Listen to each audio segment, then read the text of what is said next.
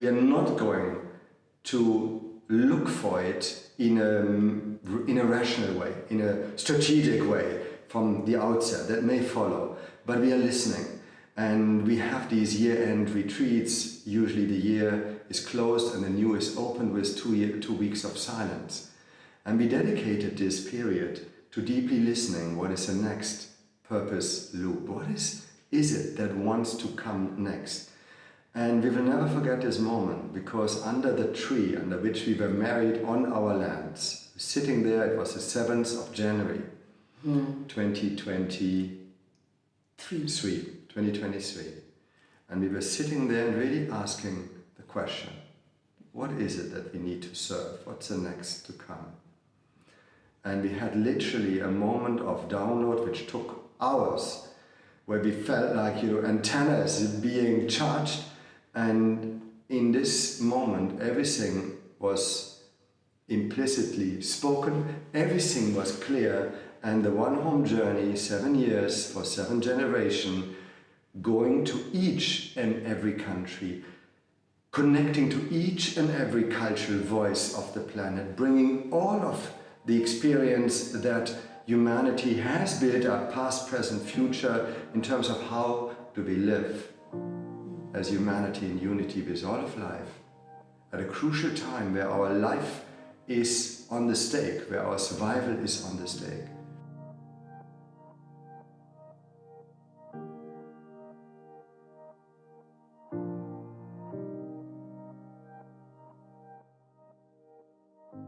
My name is Laura Penna, and I am the founder of She's the Universe, a global movement for girls' empowerment. And my purpose is to support this next generation of leaders, teen girls from around the world. And I'm going about this as if the future of this world depends on these girls, because it does. I am here today to introduce you to Alexander and Rama.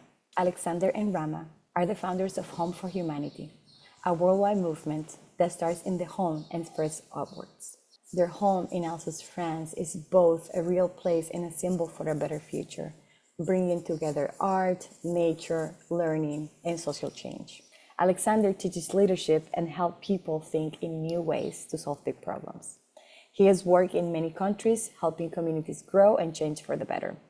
Rama is an anthropologist, poet, and cultural guide who works to include the voices of women, young people, and indigenous groups in global conversations about change. Together, they lead retreats, create programs that cross different fields of knowledge, and work with change makers in over 70 countries. Their goal is to inspire people to find their purpose by turning homes into places of hope, healing, and harmony. Small examples of the kind of world we can build together. When I think about when and how I discovered my purpose to be, I think about all the unfolding iterations.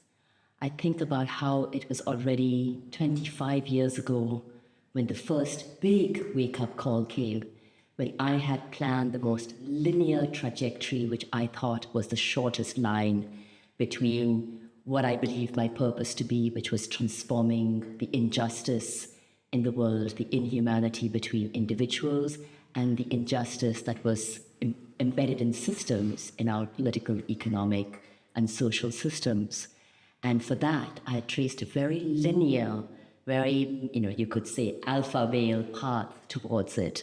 And this big wake-up call that came in 1999 of discovering that actually the suffering, the injustice, the oppression we see in the world is a reflection of what's inside, and I needed to start with that inner transformation. But what I love about this journey of finding one's purpose is how when one realizes, the first time is the most difficult, which it definitely was for me, but it was so compelling, the wake-up call, there was no saying no to it. And when one says that yes, how it just unfolds and unfolds. And the biggest gift has been, even many, many years after Alexander and myself fulfilling our purpose together, we now received a year and a half ago the ultimate purpose, not just of our individual lives, but of our collective life, and of what is the common purpose of all human beings who are conscious and concerned about the situation, which is really about accelerating and supporting and catalyzing and championing this big transformation of our world from the divided, broken down, deeply suffering to one where we can live on this earth as one family of life in this one home. And this journey, which I'm sure Alexander, you'll speak to, this earth pilgrimage, which we are now embarking on together, is for us so clearly at this advanced stage, we realize that everything else, all the other unfoldings were a preparation for this, in this crucial time on earth. Yeah, I can build on this beautifully. In fact, looking back into the question, of how purpose unfolded within me, I need to say that I feel I've gone through many purpose loops. That from early childhood, I was looking to discover what is it actually that I want to do, and I was an incredibly curious child. I still am, and continuously looked into how do I discover the world? And that was very, very early actually within me. I wanted to be the admiral. I wanted to find the last white rhino, and I had all these expressions. But also I wanted to become a healer. I wanted to be a medical doctor for a long time, and went then for the business road because I felt this would bring me into the world. But looking now back into the unfolding purpose and the kind of ever more focusing lens into the focus, it became how do we create environments that allow us to discover who we are at our fullest, and how do we participate at our fullest in the world. And then that translated, I believe, looking at these different purpose loops into an ever clearer understanding, having built over the last 20 years, worked in transformative education, working with people on all continents to find their focus, to build their focus and purpose-based initiatives, that this came together into a global movement that we are calling Home for Humanity, a movement for planetary regeneration. And then almost in the next loop, the next purpose loop, we were called as a movement to go on what is called the One Home Journey, where we discover together our humanity, where we discover together how do we work purpose-based, culture-rooted, social context-rooted together to be true to the common purpose that we are holding as a species. I truly believe that our own purpose journey more and more aligned with what we feel is also the purpose of humanity, to grow up, to move up, to shift up to our full capacity embedded within creation, serving Mother Earth, serving the divine purpose for which we have come here. And that is what the One Home Journey quintessentially is. It is practically much more, but at its heart, this is the purpose we are pursuing. And to add one line to that, something which has been in our respective life journeys so important is how can we truly include and create a sense of belonging for everyone of every background on this beautiful earth and all the diversity of our cultures. So the One Home Journey is the ultimate way in which Alexander and I are wanting to fulfill this life purpose. So literally by going to every country on earth, and obviously because most of our work has been in what's called the global south, in countries in conflict, in countries in transition, conflict in my case, and transition in Alexander's case. So really making this part of the world who feel like we don't even matter, but actually to make them realize that their purpose has been so important to shape our lives in the past, in the present, and the future, and to really see that now it's everyone living their purpose and being co-authors and co-creators of a truly common future, a truly new story for all of us on Earth. No more of a story that's dictated by very few in the global North, so to speak, where everyone else simply has to survive the consequences, but really one where everyone's light can shine, everyone can feel stepping into their full purpose, passion, potential to create this new possibility of life that is for all. It is actually, it's a very beautiful question. What is the moment, or what is the epiphany that showed up in terms of finding or aligning with the higher purpose journey that we are now pursuing and that we are on, or I may say that we are serving, because that is very deeply what we feel. And what actually happened in this build-up over these last years of this global movement, working together, being in co-creation for pioneering a future which is inclusive of all of life in very different sectors of society across all continents. We came actually a year and a half ago to a point where we felt the movement has reached a level of maturity, that there's a new level of responding to, a new level of service that is called forth. And it was very beautiful because this common sensation came towards the end of the year, a year and a half ago, around December. And we knew there is a new leap, and we said we are not going to look for it in a rational way, in a strategic way from the outset. That may follow, but we are listening. And we have these year-end retreats. Usually the year is closed and the new is opened with 2 weeks of silence. And we dedicated this period to deeply listening. What is the next purpose loop? What is it that wants to come next? And we will never forget this moment, because under the tree under which we were married on our lands, sitting there, it was the 7th of January, 2023. And we were sitting there really asking the question, what is it that we need to serve? What's the next to come? And we had literally a moment of download which took hours, where we felt like antennas being charged.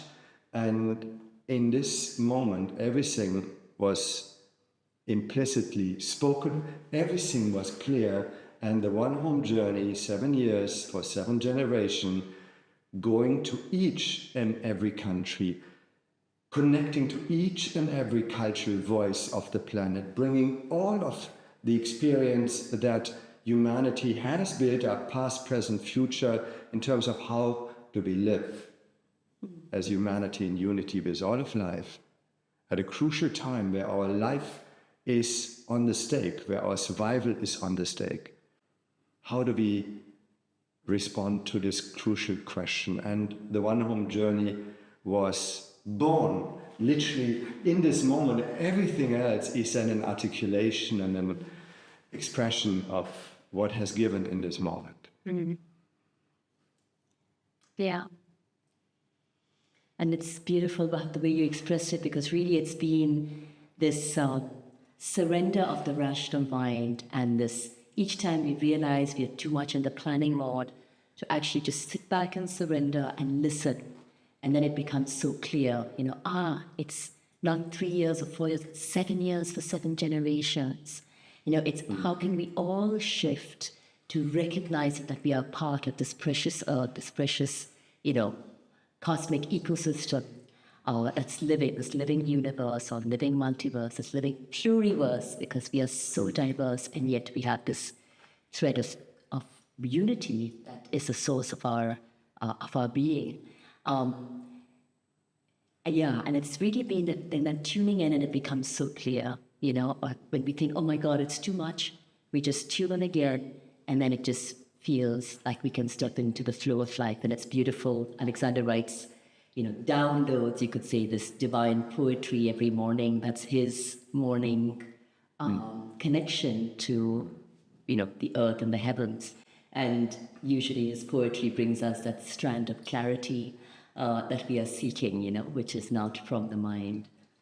So one may even add, given that we are here after the experience of 4 days of activating the whole movement field, that in David Bohm's term is this continuous dialogos, the interconnection between the explicit in which we occasionally lose ourselves in and back into the implicit, to be sourced from the grounds of being to what nourishes this journey, what nourishes the surface, and be thereby in this continuous co-creation mode between that field of creation or generation to enter also on the explicit level into a regenerative space. We have to remind ourselves continuously on this, because the task, as Goethe said, is just by far too big to hold if we approach it only on an explicit level. Wouldn't you say? Very much. And I think what helps us as well is really seeing that as a gift. We've practiced a gifting culture within the Home for Humanity movement. We've lived our lives as a gift over the last many years. So any small amount of money we get from teaching or seminars, it has all been poured, all of our savings have been poured into this movement. And we've seen how when we live our lives as a gift of service, which we feel privileged that we've even given the opportunity to realize we could live our lives as a gift, of just giving and trusting that enough to meet our needs will come. We see how much that, the gifts usually of creativity, a film that's been made about our movement, songs that are being, inspired by our movement. And now as we go, it just became so clear that this was the gift we were being asked to offer. The next 7 years of our lives, to really accelerate, connect, break down all these man-made borders inside our minds and between our countries, our people, our genders, our ways of being, our economic, social, cultural statuses.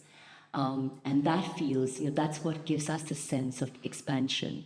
So the idea is that the two of us have committed our lives to be the threads that connect this, necklace. This necklace of humanity as a part embedded within the wholeness of life. But in every country we travel to, and each time we see it as a necklace, so we would go around the earth so that people who join us virtually and on the ground can recognize, that's who we really are as humanity. That's all the different ways we live. We've evolved because of our diverse geographies, our diverse circumstances. But that's all, we are all one.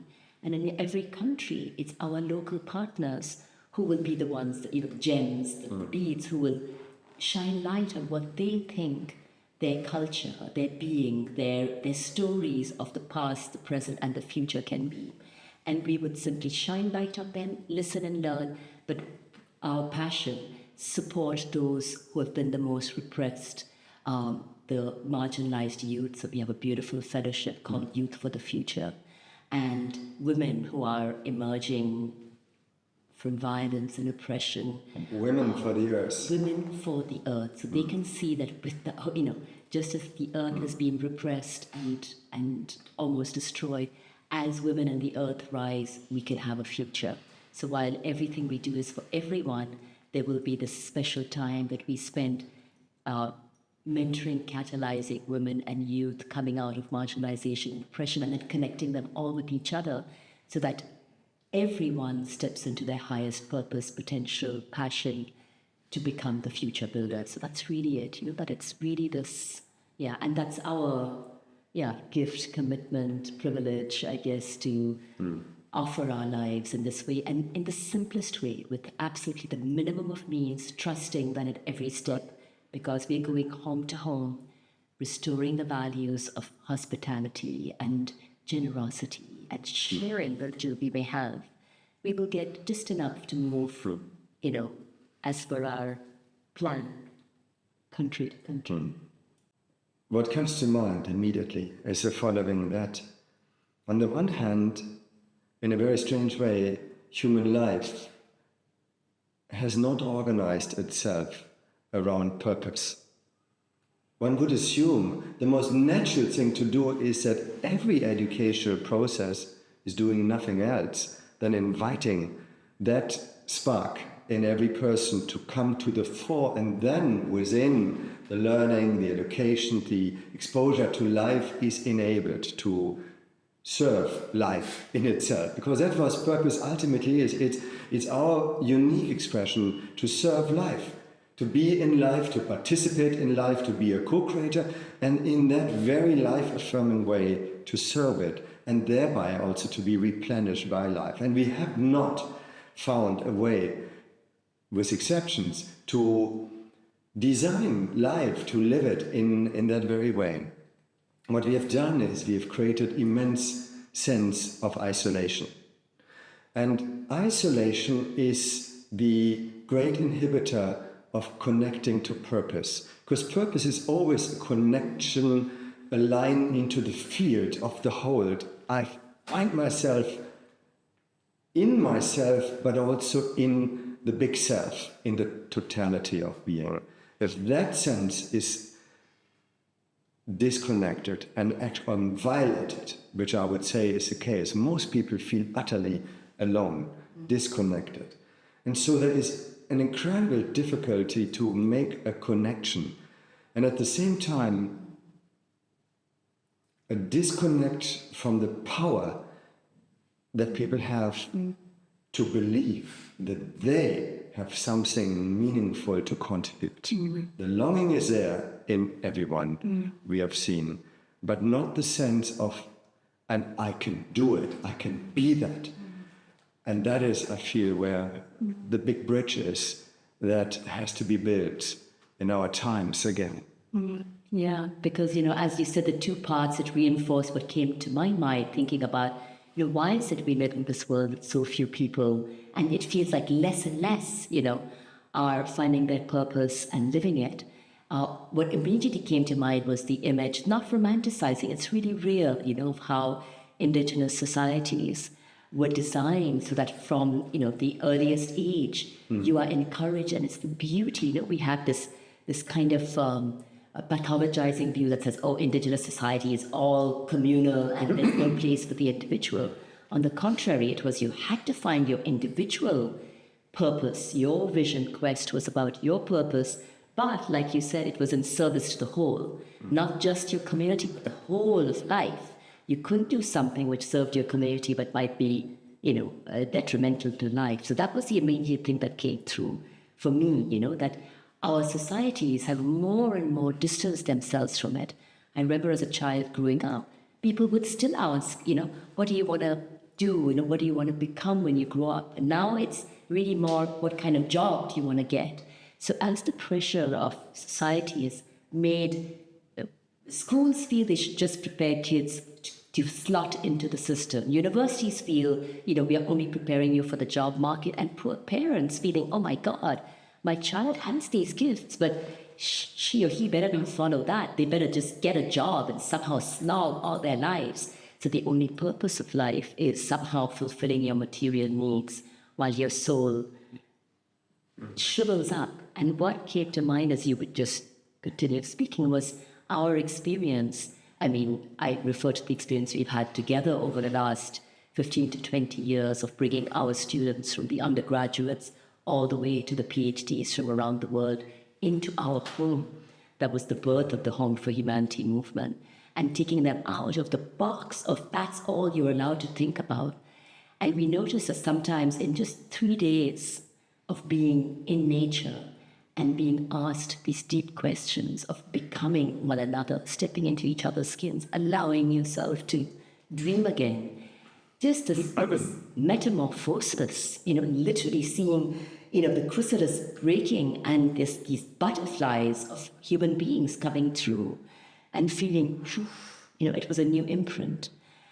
Now if we can reshape our societies, so like those Indigenous societies, everything is geared towards people fulfilling their purpose so that all of life can be aligned with life and reinforcing and, unfolding life. It would be so easy. And I think the purpose of our journey is really to accelerate that, to say it is happening, and we can accelerate and multiply that, create systems that would also support that. Rama, and I think one very important thing that we are witnessing in today's world is that the longing for purpose in a rather dramatic way, has been moving into society, but very often in a sense of an aggrandization of self. So it's a continuation of the obsession with me, myself, and I. My purpose and my vision and how I rescue the world and what I do. It's again the I story. So, and I can emphasize with this, I think it's a stepping stone now into what is being called force, that if you don't break through the ice of isolation, interesting actually, that the eye of the ice of isolation. Exactly, how that comes is actually embedded in this very term. If you don't break through that, we will never arrive at the deep understanding of purpose is ultimately about service to life. If I go through, both of us talked about the stages of the unfolding of our purpose. And if I were to reflect on what are the challenges to people who then have their aha moment and find their deepest purpose. And I have this intuitive, complete, it's almost like this moment of epiphany where you can see what extraordinary benefits would be accrued not just for yourself, but for our earth, for our life, by fulfilling that purpose. What is then the obstacle? What are the challenges?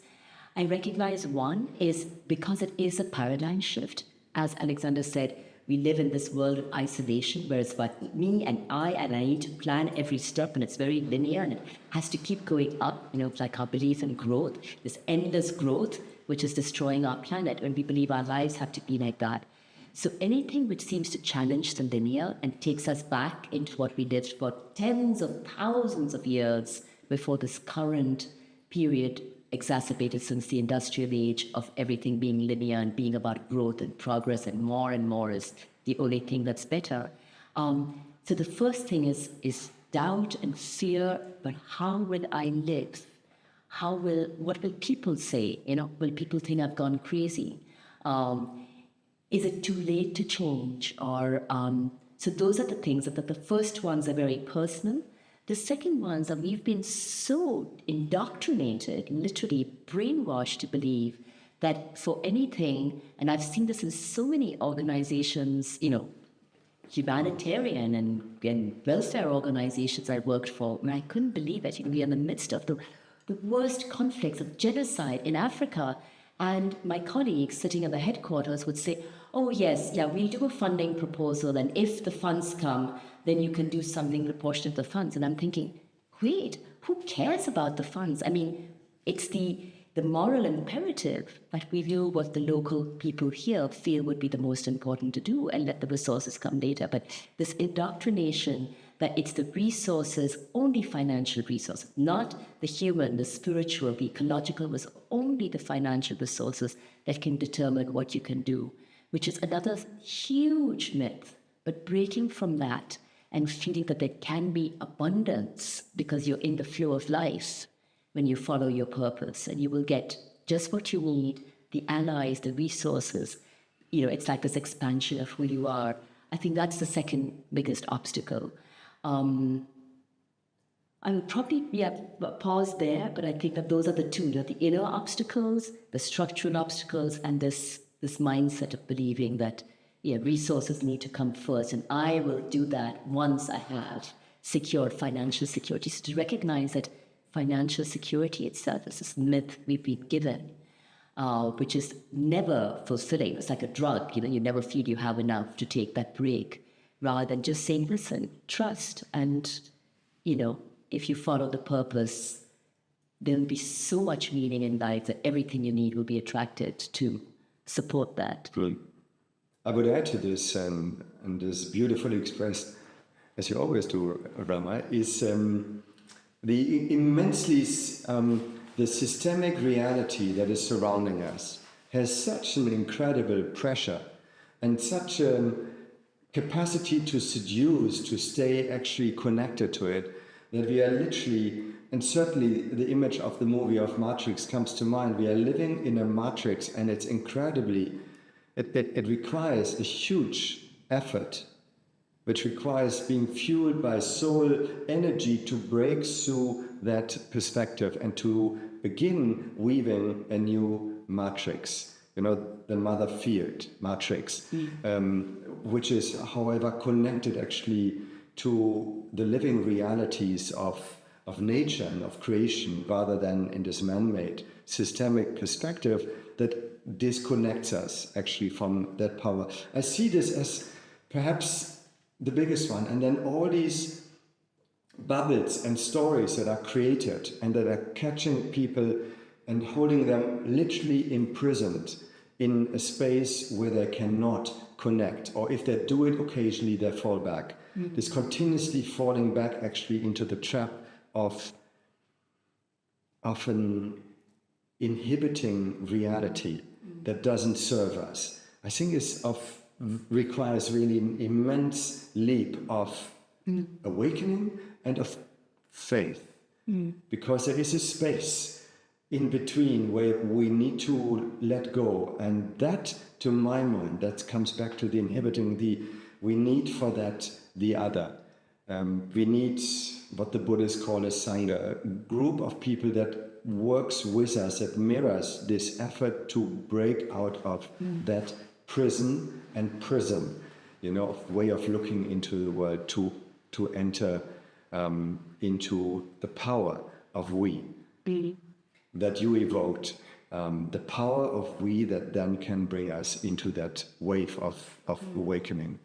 You know what I really want to speak about when we think about what are the challenges to fulfilling our purpose, what comes to mind is all of the members we could see of our community, this belief that we need everything to be as padded with security before we take the leap is, in most of our cases, I've started on my side working in conflict, and for 10 years, and I will continue to do it on the journey, I created out of nowhere something called Theatre of Transformation, where I simply incarnated and embodied and enacted the living stories of people I had worked with in countries in conflict, genocide, of the worst circumstances where they had lost everything. They had lost their beloved child, and that one thing that had survived was taken away from them. Their houses had been bombed X times. They'd been all of that, in that utter darkness, the darkness which sometimes lasted, like I'm remembering a woman in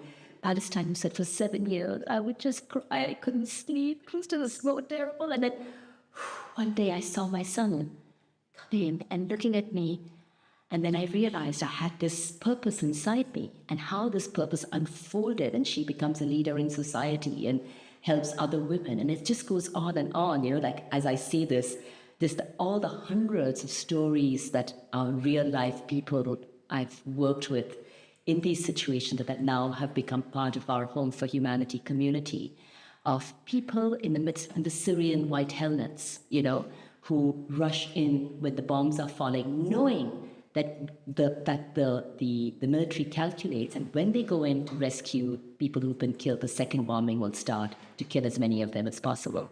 And looking into their eyes and feeling them, hugging them, knowing this level of, it's not when you have everything, it's when you have nothing.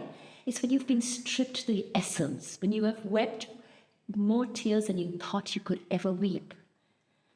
That's when this purpose, which is bigger than you, which is our true humanity, where this true being, we called our movement Home for Humanity, where we are moving into a post-Anthropocene age, we hope, where the human being doesn't think we are at the top, but we discovered that humanity contains the word unity. So it's in these moments where you think you've lost everything, you're a nothing, you are the most isolated, and no one understands, and then you suddenly feel this unity with yourself.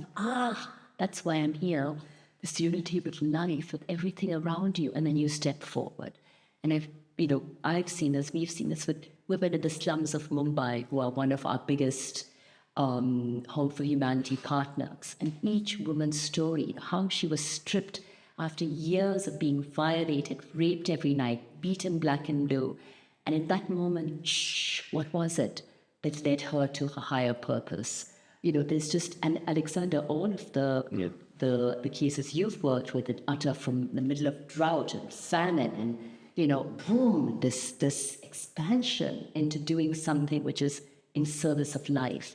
And that's partly also what we've done all this time, but we want the one home journey to do, is show people, please don't complain. I've had, senior UN leaders, after I've done a performance and a seminar with them, enacting these cases, and them really feel that these people are in front of them saying, I will never again wail and moan and complain of our lack of resources and lack of support, because of so many people can do so much with so little, simply fulfilling a greater game. I mean, what do I have to complain about, So there is one thing which is very important in terms of the inhibiting factor actually for that breakthrough to happen, is that people do not have a sense very often of agency. Yeah. They feel they can't do. And where we see the power of home, so to say, on different levels, that we do have the agency in ourselves, if we can build and reconnect to that inner home. But there is also a dimension that also societies have, the inner home of their cultural wells, for example. Also cultures are driven by purpose, that come together, have been built around a shared purpose to manifest in a societal frame, and have disconnected to that. The centers of our societies have become empty, and we witness again and again when we work in countries all over. It's not limited to the global south. You can find the phenomenon all over. The sense of being disconnected, of why is the society on this planet, what it is cultural gift to the world. And when people make this gift also, not just to their own inner agency, their own inner home, but also the collective home that cultures and societies build, they also feel and reconnect to the stream of wisdom, of consciousness, of possibility that once generated a civilizational impulse in their society. And that for us is also very important. We are in Renaissance times. I mean, the possibility of a great Renaissance, but it does require this agency within us, but also in our societies, to bring that into a new era of manifestation, of a new explicit order that can actually be life-serving. So this agency, inner home, and then building new local homes and then serving together, an earth home, is at the very center of the impulse that we call Home for Humanity as a movement. For us, this is not a hypothetical. We are moving into the one home journey, this earth pilgrimage to every country on earth of 7 years for 7 generations, with the absolute certitude that we will be creating this world where it becomes infectious, that as a few people begin to step into their purpose, it'll be just kind of exponential. And what we are encouraging everyone to do is to reimagine, to envision the highest vision of what our world could be like. Because there's this Sanskrit saying that really fed into me maybe 20 years ago, and it's being proven by quantum physics and science over the last 100 years, is Yat Bhavan Tat Bhavati. What we think, intend, visualize becomes reality. So right now we are holding the horrors of this world we are seeing in front of us, and that's the only reality, and it imprisons us. But as everyone begins to, in their daily life, all the time, think about what's the highest vision, if I'm living my purpose, if I'm fulfilling myself, if I'm seeing myself as a part of this earth, not just a part of my little life and my little family, that's how it becomes. So for me, for us, I could really see this as a reality which can start now and will happen. And we are really committed to doing our utmost. That's why we see this as a movement of movements. We are so proud to be in synergy with the Hodo movement and to see ourselves as the Hodo movement, in planetary movement, on the ground at the most local, cultural level, to bring in this multiculturality, this diversity of who we are into this movement. We are so proud to be in partnership with the Source of Synergy Foundation, with Unity Earth and Unity Earth TV, with the World Future Council, with the Wellbeing Economy Alliance, with the World Dream Day, and our beloved sister, founder of World Dream Day. That's the thing, it's like everyone can live their dream and fulfill it. It's real, dreams and purpose is what pulls us forward. And also, we have to say we are so grateful because our beloved closest friend, our mentor, and the co-chairperson of Home for Humanity is Jean Houston. And Jean, that's what she's done. They say, forget your pathologies. You are meant to be so much more. So grow into that. And when you grow into that, you will be in flow and it's service to all of life. Then you will feel your true, the juice of being alive because you are, serving life. So that's also really something that pulses us forward. She's been a key factor for me of theater of transformation, for us of knowing that something as big and as crazy, as epic, as historic, and yet as simple and obvious as the One Home journey, this earth pilgrimage to make us one again with all of life, was coming forward, so to journey with this, with her immense life force, which unites us to everything. Life force and soul force. So in that sense, if in my words, in summarizing, if you really understand purpose not in an egocentric, but in an ecosystemic way, that it becomes our contribution to serve life as a whole, then I believe a world which is a world in which everyone is pursuing, serving his or her or their purpose, will be a world where we move from an anthropocentric perspective and self-centered perspective into one which is symbiocentric, really serving the symbiosis of life, serving each other and life as a whole. And ultimately, I come back to Jean, stepping also into our collective true potential of becoming, dare I say, divine, to move also in this next evolutionary leap that I see as a possibility on the doorstep, on the threshold of human journey, to move into the divine destination of what it means to be truly human, to be truly alive in these extraordinary times of rebirth. Yeah.